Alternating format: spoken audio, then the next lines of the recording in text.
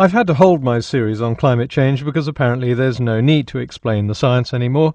Emails from the Climate Research Unit in the UK have been hacked, and it turns out the whole thing is a hoax. I'm pleased to see that Phil Jones, director of the Climate Research Unit, has stepped down while all this is investigated. But for the McExperts, an investigation simply isn't necessary. Even before any of them had had a chance to read the emails, they immediately had an opinion. The hacker seems to have uncovered evidence of substantial fraud in reporting the evidence on global warming. If your gut said, wait a minute, this global warming thing, it sounds like a scam, well, I think you're seeing it now.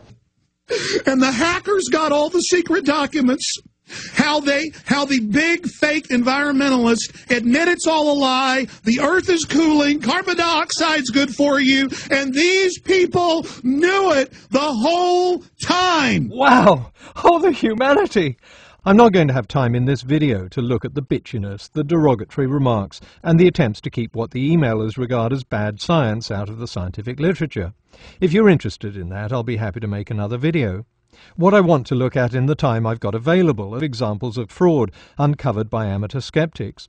Examples of figures being fudged, collusion on doctoring the numbers, and admissions that data have been fabricated. Here's an example.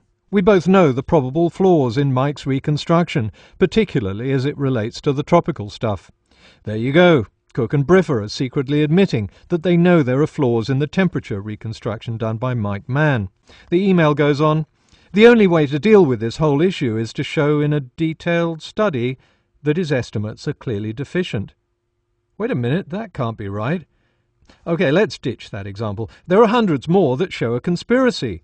Look at this. I've just completed Mike's nature trick of adding in the real temps to each series for the last 20 years, i.e. from 1981 onwards, and from 1961 for Keith's to hide the decline. OK, that's more like it. And look at this. The fact is, we can't account for the lack of warming at the moment, and it is a travesty that we can't. Pretty damning, you've got to admit. Let's have another example. I have just completed Mike's nature trick of adding in the real temps to each series for the last 20 years to hide the decline. No, that's the same as the first one. The fact is, we can't account for the lack of warming at the moment, and it's a travesty that we can't. Hang on, that's the second one again. I've just completed Mike's nature That's the trick same one, fat mouth. of adding in the real temperatures to each series for the last... I've just completed Mike's nature trick of adding to the real temps to each. Some of these alleged emails may actually hold the key. I think I'm seeing a pattern here. Either these are by far the most egregious examples of fraud, or they're the only examples of fraud in 13 years of emails. Well, that's hardly the hoax of the century, but let's look at these two emails anyway. Hide the decline. That seems like deliberately changing the data to suit your way. Yes, that's certainly what it looks like, doesn't it, Stuart? Phil Jones's excuse is that researchers use the word trick to mean a clever thing to do. But if that's how it's used, I ought to find the same usage in the scientific literature, right? So I did a word search, and guess what? The word trick is commonly used in fields as far apart as chemistry, computer science and biology. And it seems to mean exactly what Jones says it means. If it really meant a piece of fraud, then all these scientists are admitting in their opening paragraphs that the scientific paper you're about to read is fraudulent. And that interpretation is just too stupid to be correct.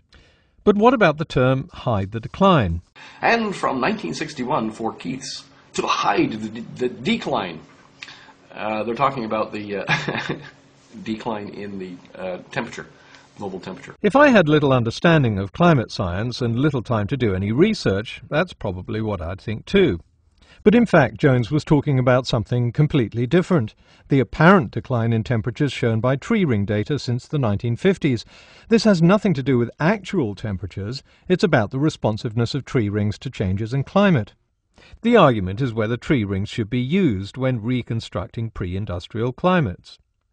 The word I honed in on wasn't trick or decline, but the word hide. Just what Jones meant, and whether there was a deliberate fudging of data, needs to be investigated.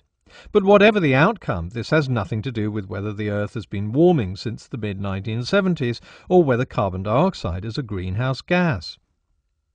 So on to the other example of criminal fraud. We can't account for the lack of warming at the moment, and it is a travesty that we can. Well, that's self-explanatory. Is it?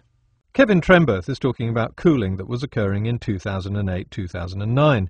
The explanation most climatologists give is the obvious one. The Earth has been cooling for the last couple of years because we've been at the nadir of the 11-year solar cycle, and last year was a particularly strong La Niña year. I'll talk about the El Niño-La Niña cycle in a future video, but basically it's a cycle in which the South Pacific Ocean either absorbs or releases heat. Tremberth argues that the warming effect of carbon dioxide should be able to overcome these temporary cooling influences. If the McExperts had read the emails that preceded and followed Tremberth's, they would have seen that two other climatologists disagreed with him. So the first thing to note is that Tremberth seems to be expressing his own opinion, not necessarily that of the scientific community. But even if we accept that the scientists he's in correspondence with don't agree, the quote still shows that Tremberth is confessing in private that he can't explain the lack of warming, and publicly saying the complete opposite. Isn't he?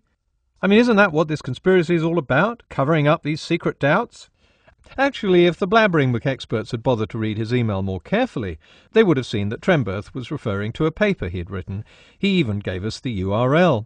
And if they'd bothered to click on it, they'd have found the paper he wrote expressing publicly the same doubts he expressed privately. So the McExperts didn't have to read hacked emails to find evidence of Tremberth's supposedly secret doubts. All they had to do was read his paper, available online.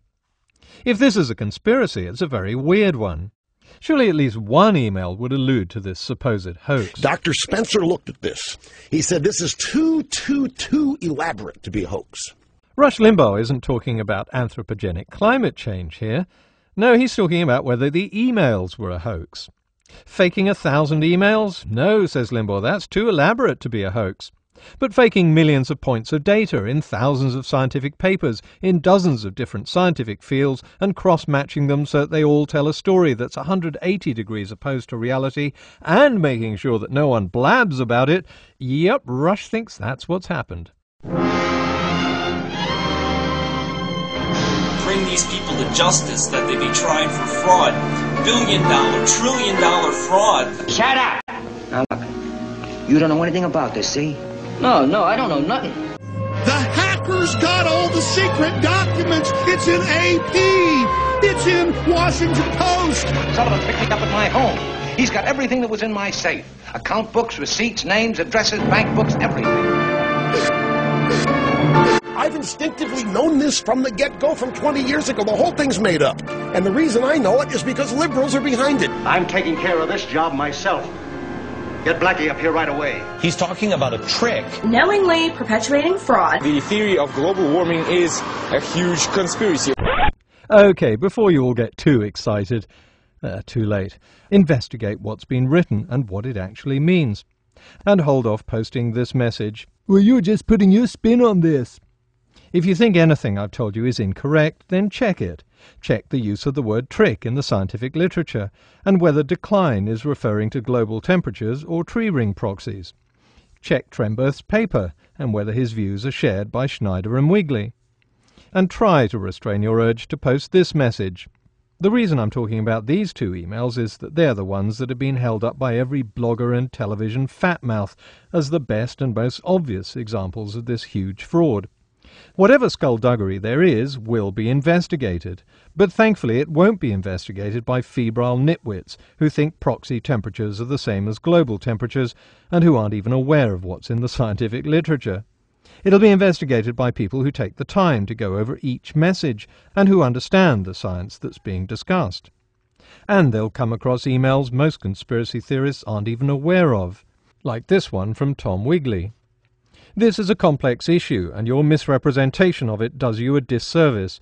To someone like me who knows the science, it's apparent that you're presenting a personal view, not an informed, balanced scientific assessment. Now, you may think he's writing to a group of skeptics, but he's not. He's writing to a bunch of non-scientific academics, soliciting signatures for a letter pushing for tougher controls on carbon emissions. And you won't see Glenn Beck quoting that. Say it with me. Conspiracy. Conspiracy.